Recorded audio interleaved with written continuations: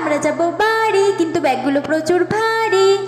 আজকে তো সকাল থেকে উঠেই আমাদের রুমে সবাই একেবারে ব্যাগ গোছানো স্টার্ট করে দিয়েছে, কারণ কালকে আমাদের ট্রেন। আমরা যাচ্ছি বাড়ি। আর এগুলো দেখো, এগুলো হচ্ছে পেট খালি পেন, মানে না সরা পেন। টোটাল এতদিন ধরে সেই ফার্স্ট ইয়ার থেকে যতগুলো পেনে লিখেছি এগুলো সব সেগুলো। আর এইগুলো আমি নিয়ে যাচ্ছি বাড়ি, মানে খালি নিয়ে যাব। আর দেখো আমি এখানে সবজি কাটা স্টার্ট করে দিয়েছি, কারণ শুধু তো গোছালে হবে না, আজকে তো আর বাড়ি যাচ্ছি না, কিছু তো খেতে হবে। তাই আমি বানাচ্ছি বিনস আর আলুর তরকারি। আর এদিকে দেখো, এখানে তো এক ব্যাগ ভর্তি বাজার করে নিয়েছি আমরা, কারণ এইগুলো নিয়ে যাব আমরা বাড়ি, শুধু ওই খালি বক্সগুলোই নিয়ে যাব না।